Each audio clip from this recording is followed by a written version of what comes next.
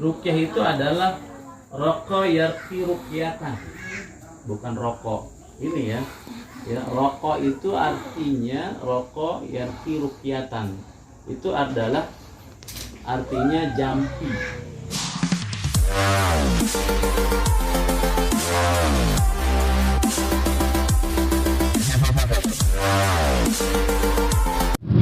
Bismillahirrahmanirrahim. Assalamualaikum warahmatullahi wabarakatuh. Waalaikumsalam warahmatullahi wabarakatuh.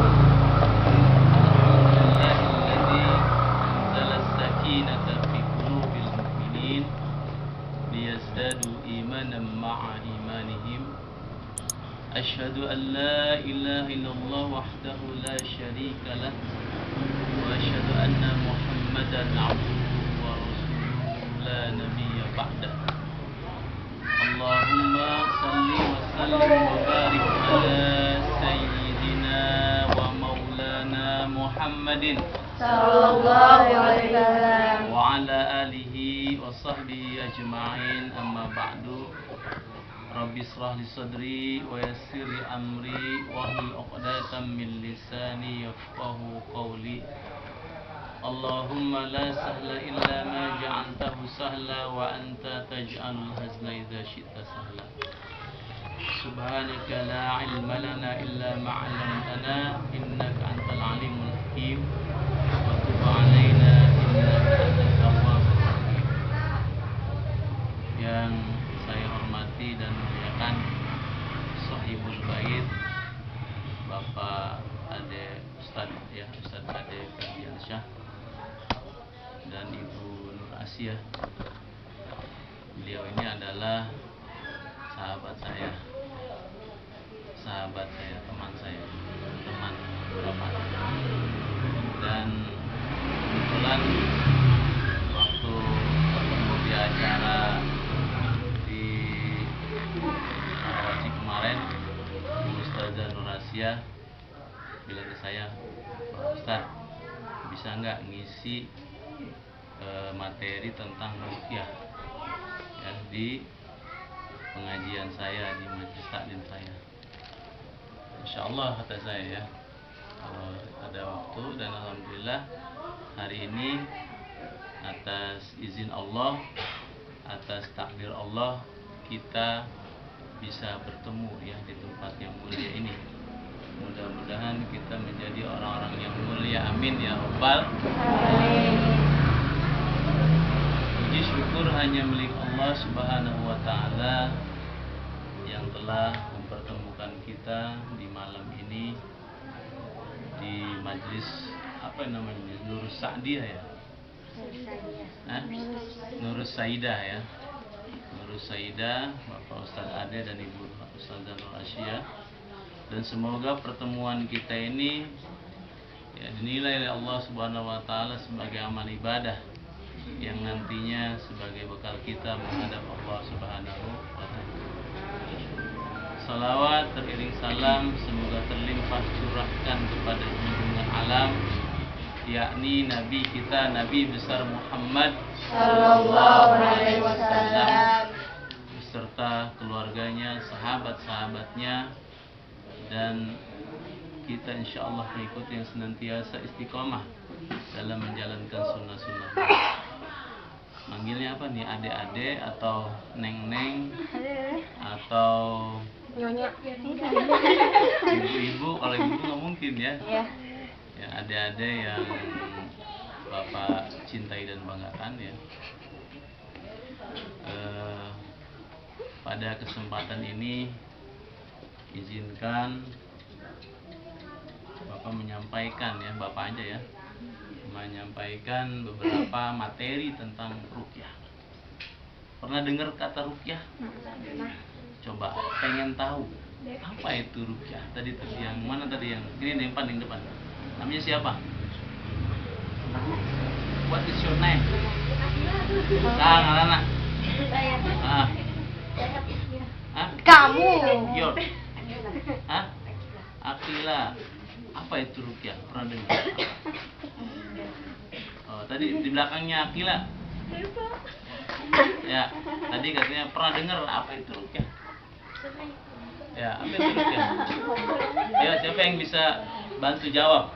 Apa itu rukyah? Ya. Apa? Apa itu rukyah? Tapi pernah dengar kata rukyah? Iya.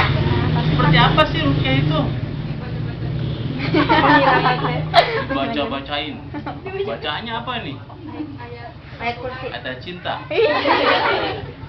Ya.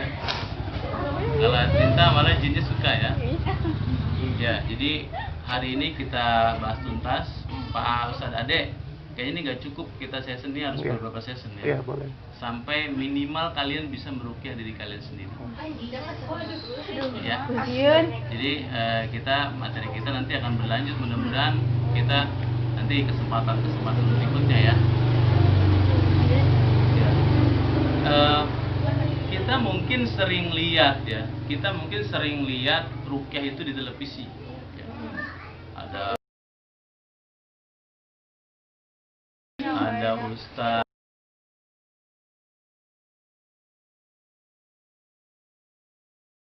Nah, menurut kalian apa kesamaan dan perbedaan dari mereka, cara merukyah mereka? Ada yang tahu? Perbedaan atau kesamaan dalam merukyah mereka yang ada di TV? Ada yang tahu perbedaannya apa? Apakah semuanya itu benar? Kurang tahu juga ya. Ya, nanti di sini kita akan bahas sedikit tentang rukyah, apa itu rukyah, kemudian sejarah rukyah, ya, macam-macam rukyah dan bagaimana cara-cara merukyah. Ya. Kita akan bahas pertama tentang makna rukyah. Apa itu rukyah? Dari bahasa mana itu rukyah? Apakah bahasa biji? Apakah bahasa gintung? Apakah bahasa Indonesia? Kira-kira rukyah itu dari bahasa apa? Dari bahasa Arab soalnya. Jadi rukyah itu berasal dari bahasa Arab. Ya. Secara bahasa, rukyah itu adalah roko yarki rukyatan, bukan rokok. Ini ya, rokok itu artinya roko yarki rukyatan. Itu adalah artinya jampi, ya. Jampi atau mantra secara bahasa ya. Jampi atau mantra. Kalau atau bacaan ya, sama seakan dengan kata kalau ayat ikro ya, bacaan. Ya. Mendengar ikro, apa artinya ikro? Juga rokok ya, hampir sama ya. Jadi artinya adalah bacaan, ya, atau jampi atau mantra. Pernah dengar kata jampi, mantra? Pernah dengar? Nah, kalau di kampung itu ada yang namanya jampe ya, bukan jampi. Awas ya, di jampian ku saya ini ya. Misalnya kekerenan pisau di jampian. Gimana jampian? Tuh ngalang-alang udah buntu udah kapalang ya. Itu jampi ya. Itu adalah jampi. Itu mantra ya. Jadi rukyah itu secara bahasa adalah mantra, jampi atau bacaan yang diucapkan oleh si perukyah itu ya. Kemudian menurut Al-Fayyumi dalam kitab Misbah Al-Munir ya, Al-Misbah Al-Munir, dan Al-Fairuz Abadi dalam Kamus Al-Muhit mengatakan bahwa rukyah artinya berlindung kepada Allah. Ya, secara bahasa rukyah itu artinya berlindung kepada Allah ya. Dalam kitab Lisan Al-Arabi dijelaskan bahwa rukyah artinya berlindung kepada Allah dengan cara meniupkan. Tiup-tiup. Benar enggak? Lamun dicapian teh, buh, ada cager. Ya benar enggak? Buh, gerak pintar nu bodoh kali coba ya. Sembur. Buh, gitu. Ya, dengan cara apa? Meniup. Wah, itu secara bahasa. Jadi ada tiga apa namanya? Yang pertama itu secara bahasa jampi atau mantra.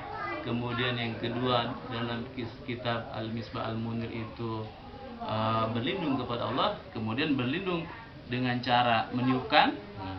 Kemudian menurut Ibnul Asir dalam An-Nihayah fi Gharibi Al-Hadis, ruqyah artinya berlindung diri ya melalui bacaan atau mantra yang dibaca untuk orang yang terkena gangguan ya, seperti demam, kesurupan atau gangguan-gangguan lainnya. Itu secara bahasa. Ya. Jadi ada secara bahasa, nanti akan dijelaskan secara istilah. Tadi definisi ruqyah secara bahasa, sekarang akan kita bahas definisi ruqyah secara istilah. Kalau secara istilah, ruqyah itu artinya berlindung kepada Allah, ya, Subhanahu wa ta'ala dengan ayat-ayat Allah, yaitu Al-Quran dan zikir-zikir serta doa-doa yang diajarkan oleh Nabi SAW. Dengan bahasa lain, ya, dengan bahasa lain, ruqyah adalah bacaan pengobatan yang sesuai dengan syariat yang diturunkan oleh Allah dan Rasul. Paham nggak sampai sini? Kalau secara istilah, ada yang bisa mengulangi? Sekali lagi ya, definisi ruqyah secara istilah adalah berlindung diri kepada Allah Subhanahu wa ta'ala dengan ayat-ayat Al-Quran dan zikir-zikir serta doa-doa yang diajarkan oleh Nabi Muhammad SAW. Itu. Paham sampai sini? Paham? Paham ya? Kayaknya ada yang mulai merinding-merinding. Jadi ruqyah itu adalah berlindung diri kita kepada siapa? Kepada Allah Subhanahu wa ta'ala dengan bacaan-bacaan Al-Quran maupun doa-doa atau zikir-zikir yang diajarkan oleh diajarkan oleh Nabi Muhammad SAW. Paham sampai sini ya? Definisi secara bahasa dan definisi secara istilah. Sekarang Bapak ingin bertanya kepada kalian, kalau seandainya kalian dikejar anjing, apa yang kalian lakukan? Lari. Kalau kalian lari, mending kalau kalian badannya kecil, tinggi, larinya kenceng. Bagaimana kalau badannya gendut? Nah, larinya gimana? Begitu. Ya. Kalau anjing itu lebih kencang larinya daripada kalian, lawan kan? Kalau dilawan, kalau kita punya senjata, kalau kita nggak punya senjata, atau anjingnya nggak hanya satu, banyak. Puyang. Dan udah nggak bisa bayangin. Ya, anjingnya nggak hanya satu tapi banyak. Gimana? Apakah dilawan terus? Jadi kira-kira apa yang harus kita lakukan ketika kita dikejar anjing? Ketawa. Ayo, kira-kira apa? Tadi kalau kita lari, kemungkinan besar kalau badan kita gemuk nggak bisa. Bisa kita kalah lari oleh anjing. Kalau kita lawan, kalau anjingnya banyak, kemudian kita nggak punya senjata atau senjatanya seadanya, kalah juga. Oh, gimana kalau dikasih makan? Anjingnya dikasih makan.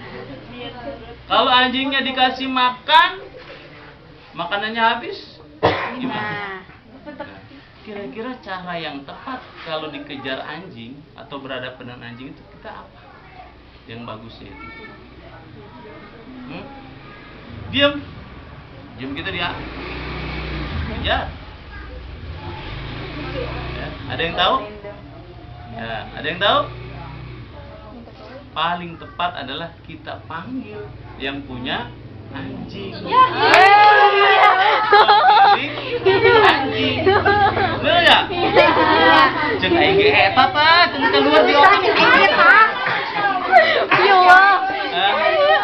Bener enggak? Udah siap. Pak, tolong nih anjingnya.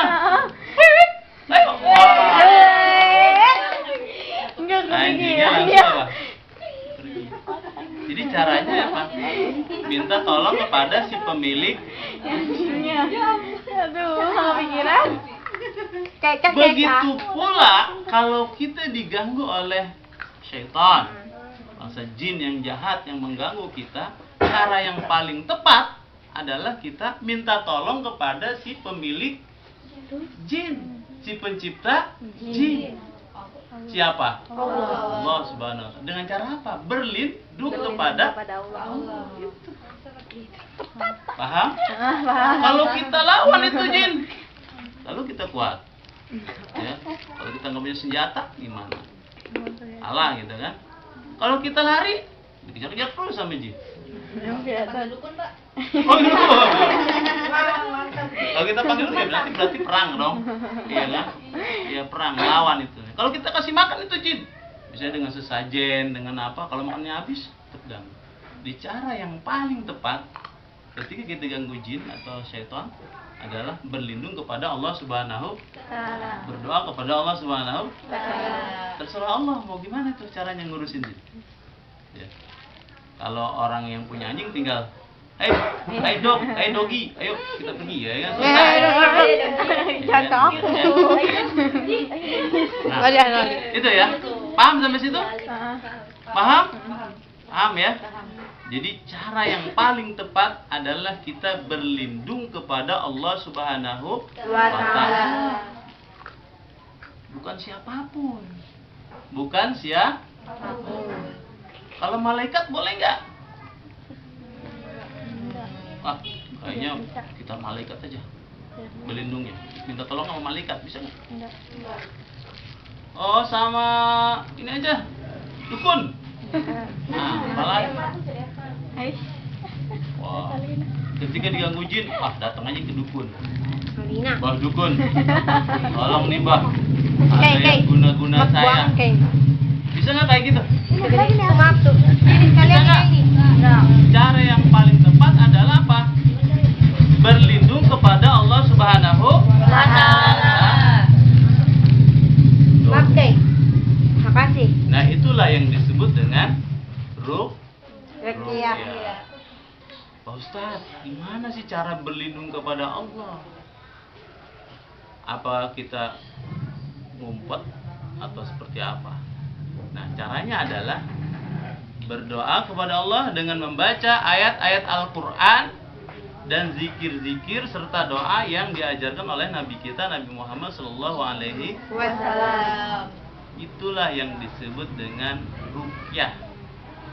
Itu dulu definisinya, yaitu berlindung kepada Allah dengan ayat-ayatnya dan zikir-zikir yang diajarkan oleh Rasulnya.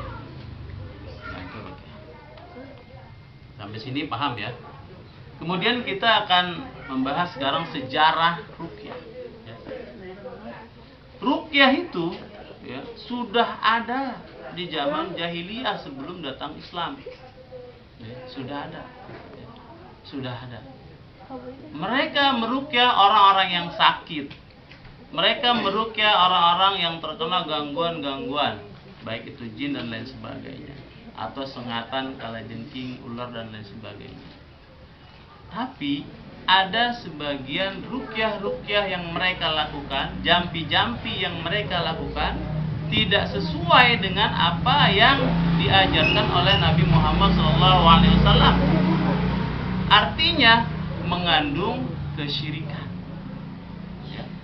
Begitupun praktek ruqyah sekarang banyak juga yang mengandung kesyirikan. Contohnya, kalau kalian datang ke dukun, nih, kalau kalian datang ke dukun, nih dikasih air misalnya, bener nggak? Dikasih air, tuh ya. Kemudian di air itu dicampur dengan apa? Direndam keris misalnya. Direndam keris, direndam apa lagi? Campuran paku dan sebagainya. Kemudian nih minum gitu ya. Dengan dijampi-jampi dengan dia oleh dia kan oleh si dukun itu diminum. Kira-kira menurut kalian gimana? Boleh nggak kayak gitu? Enggak. Itu ruqyah juga, jampi-jampi juga. Boleh nggak? Boleh nggak? Nggak boleh. Ya. Karena itu mengandung apa? Kesyirikan. Begitupun sejarah ruqyah dahulu itu seperti itu. Jadi mereka meruqyah tapi dengan mengandung kesyirikan. Contohnya, mereka menyembelih hewan, ya, kemudian dipersembahkan kepada berhala, Kemudian mereka mengorbankan apa? Bahkan ada yang mengorbankan manusia, ya tumbal. Ya. Ini zaman jahiliyah dulu begitu, apalagi perempuan-perempuan, gadis-gadis sering dijadikan tumbal. Kalian pernah nggak dengar di kampung kita nih, kalau gadis meninggal kuburannya dijagain sama keluarganya sampai 40 hari. Karena apa? Ya, diambil, dicuri apa? Tali pocongnya. Untuk apa? Nah, untuk ilmu apa? Ilmu. Itu mereka seperti itu. Jadi para dukun itu takut. Nggak usah takut. Ya, ini kita tentang sejarah rukyahnya. Jadi seperti itu, dipersembahkan, diambil, dia disembeli, ya, untuk apa? Untuk berhala, untuk jin dan lain sebagainya. Supaya apa? Misalnya ada terjadi kutukan, wabah ya. Kalau zaman sekarang mah wabah kayak virus corona sekarang ya. Mereka menganggap ini adalah kutukan dewa. Kutukan dewa kepada manusia. Akhirnya mereka mempersembahkan seorang gadis disembeli, dipersembahkan kepada dewa. Itu seperti itu. Dengan jampi-jampi kemudian dan sebagainya. Itu cara rukyah-rukyah zaman dahulu, zaman jahiliyah seperti itu. Ya. Bahkan di zaman Umar bin Khattab, ya, pernah dulu Sungai Nil itu kering. Ya, Sungai Nil kering, ya, maksudnya aliran Sungai Nil kering. Khalifah Umar bin Khattab kan luas ya, ininya kekuasaannya ya, luas sampai ke daerah Mesir ya. Itu orang-orang situ, ya, orang situ mempersembahkan seorang gadis ya, dilemparkan ke dalam sungai ya, sembelih kemudian dilempar ke sungai supaya air itu apa namanya mengalir gitu sungainya itu. Kemudian mendengar cerita itu ya, Umar bin Khattab menulis ceritanya, menulis dia kepada, wahai Sungai Nil, keluarlah airmu. Kalau kamu tidak keluar, maka aku akan berhenti menjadi khalifah. Digulung surat itu, tolong sampaikan, lemparkan ke sungai itu. Lemparkan surat ini ke sungai. Pas dilemparin tuh surat itu ke sungai, keluarlah air dari sungai itu. Itu apa namanya? Karomah ya. Karomah daripada Umar bin Khattab. Ya. Karomah daripada Umar. Kalau Nabi apa namanya? Mukjizat. Kalau sahabat Nabi, wali-wali Allah itu namanya karomah. Di Umar bin Khattab itu banyak karomahnya. Pernah ketika pasukan muslimin menyerang ya, perang dalam keadaan perang, itu Umar bin Khattab lagi khutbah Jumat. Ya, lagi khutbah Jumat ya. Kemudian ya, dia melihat pasukan muslim itu terkepung. Larilah ke atas gunung, larilah ke atas bukit, larilah ke atas bukit. Itu lagi khutbah. Itu ternyata ya, setelah selesai perang, itu kaum muslim pada ibaratnya ngomong gitu, fisik apa namanya, bicara gitu ya. Itu pada saat kita perang. Padahal Umar itu waktu itu ada di mana? Di Madinah. Pada saat perang terdengar suara Umar. Gak tahu dari langit gitu kan, lari ke atas gunung, naik ke atas bukit. Jadi seperti itu apa karomahnya Umar bin. Ini lagi berbicara karomah Umar bin. Nanti kita akan bahas apa itu karomah nanti di saat-saat berikutnya. Artinya bahwa rukyah itu di zaman dahulu sudah ada. Dan Umar menghentikan apa? Persembahan gadis untuk sungai Nil. Gitu. Tulis aja sungai. Bisa baca berarti sungai itu ya. Hai Sungai Nil, keluarlah airmu. Kalau nggak keluar, saya berhenti jadi khalifah. Intinya dikabulkan oleh Allah Subhanahu. Itu zaman Umar sudah masih ada seperti itu. Artinya memang sejarah rukyah ini di zaman dahulu sudah ada. Ya. Tapi kebanyakan mereka dengan apa? Kemusyrikan. Nah, di sini juga ada sebuah hadis ya. Ya, sebuah hadis. Bapak akan bacakan. Hadisnya adalah kunna narki fil jahiliyati faqulna ya Rasulullah kaifa tara fi dzalik? Faqala a'ridu alayya ruqakum la ba'sa birruqa ma lam yakun fihi syirkun. Rawahul Muslim. Artinya, dahulu kami meruqyah di masa jahiliyah. Lalu kami bertanya, wahai Rasulullah, bagaimana pendapatmu tentang hal itu? Beliau menjawab, tunjukkan kepadaku ruqyah-ruqyah kalian. Ruqyah-ruqyah itu tidak mengapa selama tidak mengandung syirik. Hadis riwayat Muslim. Jadi kalau ruqyah itu tidak mengandung kesyirikan, maka tidak mengapa. Ceritakan secara singkat saja. Ada rombongan sahabat Nabi Shallallahu Alaihi Wasallam melakukan safar, ya, melakukan perjalanan. Paham? Apa itu safar? Perjalanan. Ketika mereka datang di sebuah daerah, di situ ada raja. Kalau zaman dulu kan banyak raja ya.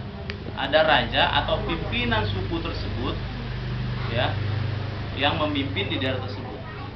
Para sahabat ini minta dijamu. Dijamu tau nggak? Bukan minta jamu, ya minta dilayani. Ya dia kan tamu kan. Tapi raja itu nggak mau melayani. Ya. Akhirnya sahabat tinggallah di sebuah kemah. Kemudian seketika itu si raja tersebut tersengat binatang berbisa. Ya, binatang berbisa. Di situ dijelaskannya binatang berbisa. Ada yang mengatakan kalajengking, ada yang mengatakan ular. Sampai si raja ini tidak bisa apa? Jalan. Tidak bisa jalan. Sudah berusaha ya, diobatin oleh tabib atau apa di daerah tersebut, nggak sembuh-sembuh. Kemudian ada yang menyarankan bahwa cobalah mungkin orang-orang yang tadi lewat itu mereka punya cara untuk menyembuhkan. Akhirnya dipanggillah si seorang sahabat ya untuk datang ke menghadap raja tersebut.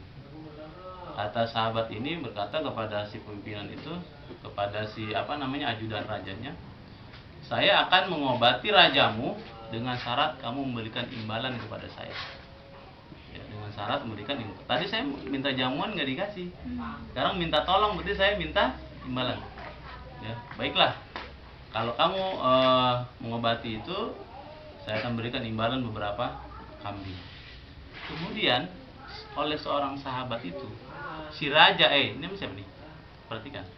Si raja yang tadi tersengat itu dibacakan surat Al-Fatihah. Surat Al-Fatihah.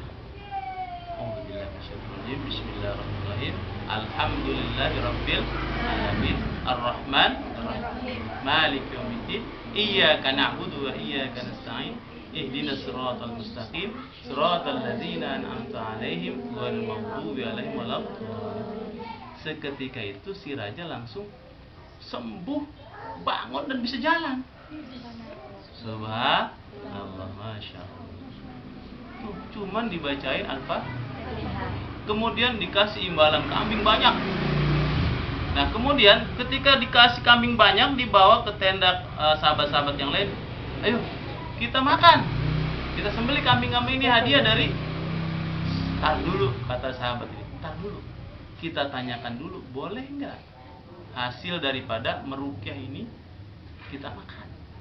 Nah, akhirnya nggak dimakan tuh sebelum dia sampai kepada Nabi Muhammad Shallallahu Alaihi Wasallam. Setelah datang bertemu Nabi Muhammad Shallallahu Alaihi Wasallam, kemudian sahabat ini menceritakan kronologis kejadian ketika bertemu seorang raja tersebut. Kata Nabi, sisakan bagiannya untukku.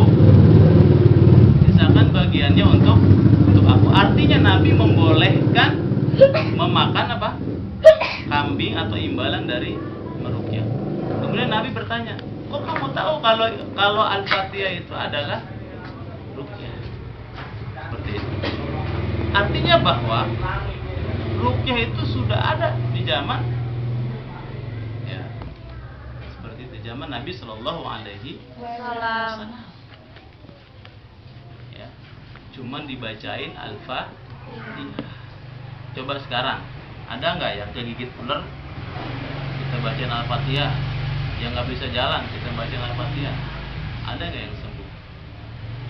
Allahu Akbar. Bisa jadi sahabat-sahabat dulu itu doanya sangat makbul. Doanya sangat Ampun. ampuh, makbul, dikabulkan oleh Allah Subhanahu wa taala. Jadi ketika apa? Baca Al-Fatihah saja sudah sembuh. Bahkan Rasulullah itu kalau meruqyah, nih sini maju nih. Maju. Maju sini maju. Enggak, ya udah takut. Ini kalau Rasul tuh ngeruqyah orang cuman gitu doang, tepuk punggungnya. Ukhruz anta ya adwallah. Keluarlah kamu wahai musuh Allah. Langsung sembuh. Urus anta ya Allah. Keluarlah wahai musuh Allah. Jadi jinnya itu langsung apa? Langsung lari. Bahkan Amr bin As ini adalah sahabat Nabi. Beliau pernah mengeluhkan kalau sholat itu apa? Suka lupa rakaat. Iya bener banget. Allahu Akbar. Pikirannya udah kemana-mana. Nasi goreng ada habis belum? Ayam gorengnya udah digoreng belum? Itu begitu, bener nggak? Akhirnya, wah, ini ada rakaat berapa ini ya? 2 apa 3? 3 apa 4? Itu. Jadi Amr bin As pernah mengeluhkan seperti itu. Ya. Beliau itu adalah gubernur Syam. Itu datang ke Madinah hanya untuk apa? Diruqyah oleh Nabi Shallallahu Alaihi Wasallam. Datang jauh-jauh dari Syam ke Madinah. Di depan Nabi itu ngeluh kayak gitu, kemudian dipegang dadanya. Cuman, ukhruz anta ya Allah. Keluar wahai musuh Allah. Langsung setelah itu apa? Amr bin As hilang keluhan-keluhannya. Iya.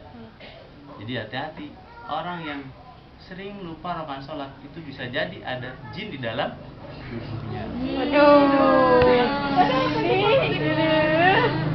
Bisa jadi. Lo ada jinnya nggak? Nggak ada, mesti. Atau lagi galau. Galau tuh. Galau tuh. Galau. Jadi artinya bahwa ketika kita sholat, setan terus berusaha agar kita melupakan Allah Subhanahu wa Ta'ala. Padahal kita dikasih waktu oleh Allah sehari semalam berapa jam? 24 jam.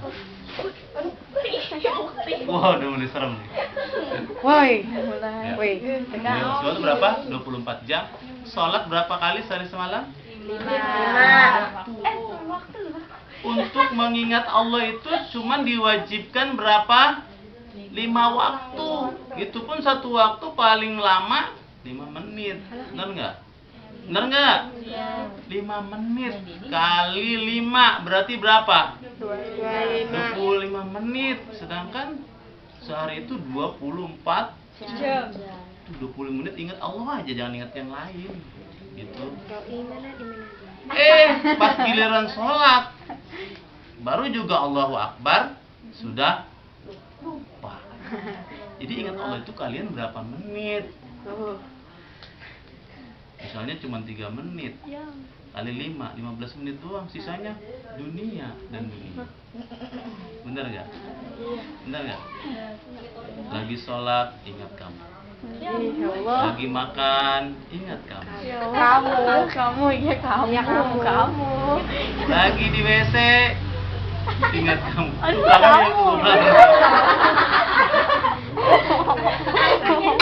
Ya, jadi seperti itu. Jadi cobalah. Jadi makanya wajar kalau kita itu apa? Sangat mudah digoda oleh syaitan. Karena kita itu apa? Ingat Allahnya sedikit. Zikir kepada Allahnya sangat sedikit. Betul, banyak mohon ampun kepada Allah Subhanahu. Makanya imannya tipis. Punya diputus pacar aja. Ngeluh galau, makanya apalagi seorang wanita sangat mudah sekali dimasuki bangsa jin. Kenapa? Karena ada posisi wanita itu kotor, yaitu masa apa? Haid atau M. Kalau perempuan namanya menstruasi, kalau laki-laki M-nya apa? Mencret. Kalau laki-laki ya mencret, tapi harus sholat. Tapi kalau perempuan M nggak boleh sholat. Makanya perempuan harus lebih banyak mengingat Allah Subhanahu Wa ta'ala. ya. Coba diusahakan 5 menit itu kita khusyuk. 5 menit itu kita khusyuk. Apa itu khusyuk? Ya, hadirnya jasad dan hadirnya hati. Jasadnya di sini, hatinya juga di sini. Itu namanya khusyuk. Sekarang kamu namanya siapa? Syarifah. Arifah. Syarifah. Syarifah. Syarifah duduk di situ kan? Pikirannya di situ nggak? Enggak tahu. Kadang-kadang duduknya di sini tapi pikirannya udah ke rumah. Lu enak banget nih kalau Bener lagi- ya. enak banget kalau lagi makan. Itu berarti tidak khusyuk. Begitupun sholat, menghadap Allah, tapi dia selingkuh kepada Allah. Wong selingkuh. Bener nggak? Tapi ingatnya yang Lain. nih, bapak lagi ngobrol sama Syarifah, berhadapan-hadapan. Tapi pikiran Syarifah ingatnya yang lain aja. Kira-kira bapak senang nggak? Enggak. Kamu berhadapan sama ngobrol tapi pikirannya yang lain aja. Begitu kita harus menghadap Allah. Yang kita ingat adalah Allah, kita sedang berbicara dengan Allah dalam sholat, berkomunikasi kepada Allah. Jangan sampai kita sholat tapi pikiran kita melayang kemana-mana. Itulah yang mudah ya dimasuki oleh bangsa jin. Jadi itu ya. Kayaknya udah cukup dulu ya materinya ya. Apa kita lanjut? Dikit lagi. Lanjut. Kita sampai jam berapa sih Pak Ustadz Ade? 12. 12. 23.00. Ya. Mau ada sesi pertanyaan nggak? Iya, Oh, berarti kita sampai 5 menit lagi aja ya. Ya. Tadi kita sudah belajar definisi ruqyah, kemudian sejarah ruqyah, sekarang hukum ruqyah dan dalil-dalilnya. Ya. Nah, para ulama berpendapat bahwa pada dasarnya ruqyah secara umum dilarang. Secara umum ya, dilarang. Kecuali ruqyah syar'iyah. Secara umum dilarang kecuali ruqyah syar'iyah. Berdasarkan hadis Nabi sallallahu alaihi wasallam, innar ruqa wat tamaima wat tilawata syirkun. Sungguhnya segala ruqyah, maksudnya ruqyah zaman jahiliyah ya. Tamimah, jimat ya, jimat, ya, wapak, ya. Tahu seperti itu? Misalnya punya jimat nih, punya. Kemudian tiwala, ya, tiwala itu kayak pelet, guna-guna. Itu adalah syirik. Makanya secara umum dilarang. Tapi ada kecuali, yaitu ruqyah syar'iyah. Ruqyah syar'iyah itu menurut Imam Hasan Al-Banna ya dibolehkan. Karena apa?